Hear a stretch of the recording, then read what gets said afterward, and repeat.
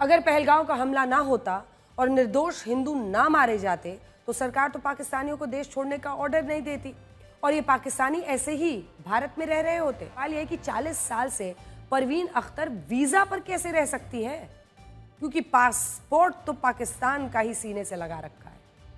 अगर उनका वीजा खत्म हो गया था तो उन्हें रिपोर्ट क्यों नहीं किया गया? अब वो रो रही है कि हमें वापस क्यों भेजा जा रहा है। पहलगाम हमले के बाद पाकिस्तानी नागरिकों को जारी केंद्र सरकार की डेडलाइन अब खत्म हो चुकी है। दोस्तों देखिए, साफ सीधी बात है, पाकिस्तान कुटेगा बहुत बुरी तरीके से। बॉर्डर पर खड़े नागरिक रोते रहे, चिल्लाते रहे। कुछ पाकिस्तानी महिलाएं बीएसएफ अधिकारियों से लड़ती झगड़ती रही। कोई तो बचाओ हमें, कोई तो बचाओ, मोदी जान से मार देगा इस बार। ना तुम जियोगे और ना तुम्हें इज्जत मिलेगी। तो आप लोग, हमने देखा बड़े हाथ जोड़ रहे थे, रिक्वेस्ट की आपने? नहीं सुना सर, हमने बहुत रिक्वेस्ट की, सबसे रिक्वेस्ट की, हमने इन लोगों से भी बोला मगर उन्होंने मना कर दिया साहब। जय हिंद दोस्तों, भारत की शक्तियों को देखकर पाकिस्तानियों का रो रो कर बुरा हाल है और वो ये चाहते हैं कि भारत सरकार को हम पर रहम करना चाहिए। तो 13 दिन पहले ही वो अपने ससुराल पहुंची थी, लेकिन अब अचानक वापस पाकिस्तान लौटने का फरमान आया तो उनके पैरों तले जमीन खिसक गई। दोनों का कहना है कि वो मर जाएंगी लेकिन पाकिस्तान वापस नहीं जाएंगी। वो तो आपको जबरदस्ती भेजेंगे? नहीं, मर जाएंगे, नहीं वापस नहीं जाएंगे। वहाँ कौन कौन है फिर आपके वहाँ पे रिश्तेदार? कोई नहीं। कैसा लग रहा है? कल रात से आपको बोला है आपको वापस पाकिस्तान भेजेंगे, क्या क्या लगा आपको? कैसा मानना हो रहा है फिर यहाँ पे? हालात बहुत खराब। वीजा नहीं मिली, यहाँ वीजा मिली तो मैं तो बैठा हूँ, मैं पाए नहीं जाऊँगी। मेरा घर ही तो, मेरा देश ही तो, मेरा पति ही तो, मैं पाए नहीं जाऊँगी। वहाँ पे कौन कौन है आपके घर में? नहीं, कोई नहीं है। अब दरअसल जब से पाकिस्तान के दुष्कर्म एक बार फिर से सबके सामने आए हैं तो तभी से भारत सरकार ने भारत में रह रहे गैर कानूनी तौर पर और कानूनी तौर पर पाकिस्तानियों को वापस अपने देश यानी कि पाकिस्तान भगाना शुरू कर दिया है। और भारत सरकार की इस मुहिम की वजह से कई ऐसे लोग जिन्होंने पाकिस्तानी लड़कों से या फिर पाकिस्तानी लड़कियों से शादी की हुई थी तो अब उनके परिवार बर्बाद हो चुके हैं और अब उनका रो रो कर बुरा हाल हो चुका है। हालांकि कई पाकिस्तानी मोदी सरकार के इस कार्यों की शिकायत कर रहे हैं और मोदी सरकार से रहम करने की गुजारिश कर रहे हैं, लेकिन मोदी सरकार अपने फैसले से बिल्कुल भी टस से मस नहीं हो रही और मोदी सरकार पाकिस्तानियों पर कड़ा एक्शन ले रही है। और बिल्कुल यही सब देखकर पाकिस्तानियों का रो रो कर बुरा हाल हो चुका है और वह मोदी सरकार से रहम की भीख मांग रही है। एक पाकिस्तानी मुस्लिम महिला ने तो बॉर्डर पर ही रो रो कर बुरा हाल कर लिया है और वह प्रधानमंत्री मोदी से यह बोल रही है कि हमें भारत से मत निकालो, हमें भारत में ही रहने दो, क्योंकि अगर हम भारत से पाकिस्तान वापस चले जाएंगे तो हमारा परिवार आपस में टूट जाएगा। लेकिन मोदी सरकार का यहाँ पर कहना है कि पाकिस्तानी इसी प्रकार से ढोंग करके भारत में बस जाते हैं और फिर भारत में अपनी घिनौनी करतूतों को अंजाम देकर भारत का माहौल खराब करते हैं। दिल्ली से आई हूँ, रहती मैं कराची हूँ। मेरी शादी को 12 साल हो गए। मेरे आधे बच्चे यहाँ हैं, आधे बच्चे मेरे पास में बढ़ चुकी हूँ। मुझे मेरे परिवार के पास जाना है, हर हाल में आज ही जाना है। तो आप भारत कैसे आए? मैं अपनी मदर से मिलने आई थी, उनकी बहुत तबीयत खराब हुई थी। सिर्फ 1 महीना भी उनके पास सुकून से नहीं रुक पाए कि ये हमला हो गया। आपका मायका है? जी, मेरा मायका है हिंदुस्तान में, दिल्ली में। तो पाकिस्तान में जी, पाकिस्तान में ससुराल है कराची में। शादी को मेरी 12 साल हो गए हैं। मेरे 3 बच्चे हैं, 2 बेटियां अपने फादर के साथ चली गई, वो भी आए हुए थे। उनको हुक्म दिया गया कि 48 घंटों में पाकिस्तानी यहाँ से जाए, तो वो चले गए। लेकिन मेरे बच्चे, एक छोटा है, ये मेरे बगैर नहीं रह सकता। आपके पास पासपोर्ट बाकी है? मेरे पास इंडियन पासपोर्ट है मेरा। इसके काम जाने दीजिए, पीछे तो कोई लोग गए थे अभी वापस इनके पास इंडियन पासपोर्ट। जी, मैंने सुना है कुछ लेडीज को भेजा है। क्या जो पहलगाम में घटना हुई थी कारण ये सारा माहौल? जी, पहलगाम में जो घटना हुई है वो आतंकवाद की वजह से हुई है। मेरी आपसे गुजारिश है, सिर्फ आतंकवाद पर भी इस चीज का ध्यान दिया जाए, आम जनता को परेशान ना करें। हमें जाने की इजाजत है, हमारा पूरा परिवार है, हमारे बच्चे हैं, उनका फ्यूचर है, उनको पढ़ाना है, लिखाना है, हम यहाँ नहीं रुक सकते। मैं दिल्ली की रहने वाली हूँ, शादी होके कराची गई हूँ। शादी को अभी मेरे 18 साल हो गए। मेरे 4 बच्चे, 2 बच्चे मेरे वहाँ पर है मेरे शौहर के पास, और 2 बच्चे मेरे पास है यहाँ पर। मेरा बड़ा बेटा जो है वो पैरालाइज है, उसका एक्सीडेंट की वजह से अभी 2 साल से जो है पैरालाइज हो गया।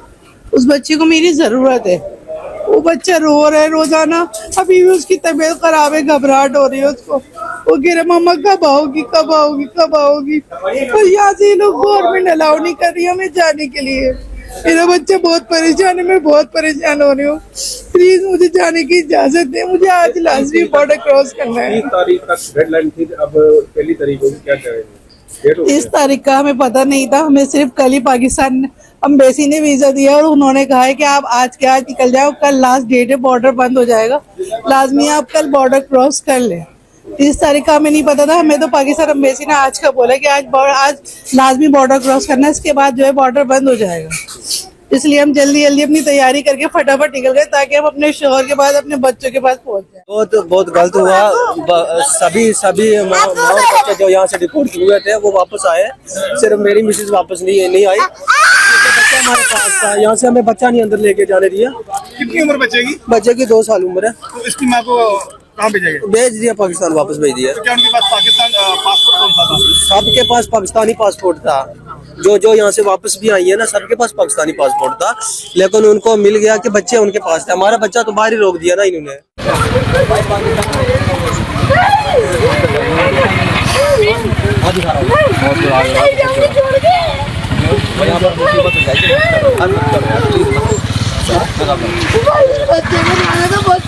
तो यार मैं तुम्हें बता तो रही हूँ, मजबूरी समझो यार, हम इसको लेके आ जाऊंगा, मैं 10-12-15 दिन में आ जाऊंगा मैं लेके। लग जाएंगे बेटा, जाने मिलेगा, अपने आप को संभालो, खराब हो जाएगा। पासपोर्ट दो, पेपर दो, पेपर दो, रुआ के हाथ में फाइल दे दो बस।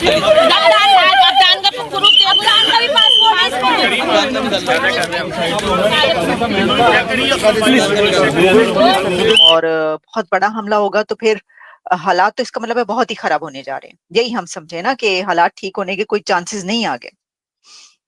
देखिए, बड़ा हमला या वॉर नहीं होने जा रही है, सीधी सीधी बात, बहुत क्लियर वर्ड्स में। बड़े हमले का मतलब ये कि टैंक हो और एयरफोर्स हो और नेवी हो, ऐसा नहीं होने जा रहा है। सर्जिकल स्ट्राइक या कोई और स्ट्राइक हो सकती है जो टेररिस्ट के कैंप्स में, जैसे बालाकोट टाइप अटैक हुआ था, नो डाउट वो हो सकता है, वो किया जा सकता है।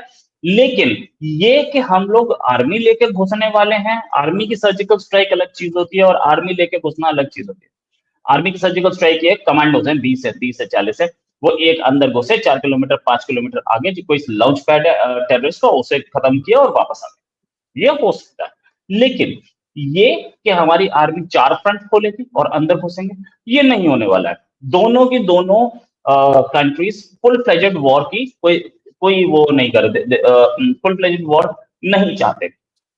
इंडिया, पाकिस्तान की तरफ से बहुत सारे वीडियोस आ रहे हैं कि ये आर्मी टैंक्स मूव कर रहे हैं, अल खालिद टैंक्स कहाँ लाहौर के आसपास, कश्मीर एरिया में टैंक्स की मूवमेंट, हाउइट्जर्स की मूवमेंट। इंडिया की तरफ से कोई मूवमेंट ही नहीं है, एक मूवमेंट। मैं कहता हूं कि रोहित शर्मा रॉ का एजेंट है, ठीक है, इंडिया का प्रोपोगेट करता है, इंडिया की रॉ जो बोलती है वो बोलता है। अरे जो आदमी सड़क पे खड़ा हुआ है अमृतसर के पास या कहीं फजलका के पास, फिरोजपुर में, वो तो नहीं है रॉ का एजेंट, वो तो वीडियो बना के डालेगा। एक वीडियो नहीं दिख रहा इंडिया की तरफ से। फ्रैंकली स्पीकिंग, मेरी शायद मैं इंडिया के खिलाफ बोल रहा हूँ, लेकिन जो सच है वो सच है। इंडिया की तरफ से नहीं, लेकिन हमने तो देखिए रोहित शर्मा, हमने तो देखी है सोशल मीडिया पे वीडियोस जिसमें एलओसी पर जो फायरिंग हो रही है, मैंने तो देखी है। भारत की तरफ से तैयारियों की जो है, जो आईएनएस विक्रांत है उसकी, और नेवी में जो तैयारियां हो रही हैं। फिर जब ड्रिल्स आपकी तरफ स्टार्ट हुई जिसमें उन्होंने 3-4 तरह से जो है ड्रिल्स किए, यानी एयरफोर्स की ड्रिल्स भी हुई हैं, उसमें नेवी की ड्रिल्स भी हुई हैं, उसमें आर्मी की ड्रिल्स भी हुई हैं, वो भी, और फिर एंटी शिप जो ड्रिल्स हुई हैं उस पे फायरिंग जो हुई है कामयाब, वो भी। इस सब पे तो मैंने प्रोग्राम्स भी किए। हाँ राइट, प्रोग्राम्स किए। मैं बताता हूँ आपको क्या है प्रोग्राम्स। तो खैर ऑफ कोर्स आपके पास जो इन्फॉर्मेशन थी उसके साथ आपने कर दिया। बॉर्डर पे फायरिंग हो रही है, एलओसी पे, ये बात तो सब मान रहे हैं। अब ये बात सबके सामने क्लैरिटी से कि बॉर्डर पे फायरिंग हुई है, सीज फायर वायलेशन हुआ है, सबने माने, पाकिस्तान ने भी, इंडिया ने भी, ठीक है ना। सीज फायर वायलेशन हुई है। सीज फायर वायलेशन के साथ साथ अगर बॉर्डर पे कुछ है, बॉर्डर से 1 किलोमीटर दूर कोई आर्मी की टुकड़ी खड़ी है, वो बॉर्डर की ओर मूव कर गई, तो उसे मूवमेंट नहीं कहते, उसे डिप्लॉयमेंट कहते, ठीक है। मूवमेंट वो होती है कि कहीं 500 किलोमीटर से 1000 किलोमीटर से टैंक्स को मूव करके लाया जा रहा है, 200 किलोमीटर, पाकिस्तान के लिए 200-300 किलोमीटर से टैंक्स को मूव करके ट्रेन में रख के ट्रक्स के ऊपर रख करके टैंक को लाया जा रहा है यहाँ पे। वो मूवमेंट है, वैसी मूवमेंट नहीं दिखी है। अब जहां तक बात है कि INS विक्रांत, आपको शायद नहीं पता होगा, मैंने 2 दिन पहले ट्वीट किया कि INS विक्रांत चला गया है वापस कारवार नेवल बेस। वो इस समय कारवार नेवल बेस पे खड़ा है और ये बात अब सब ये बोल रहे हैं कि यस कारवार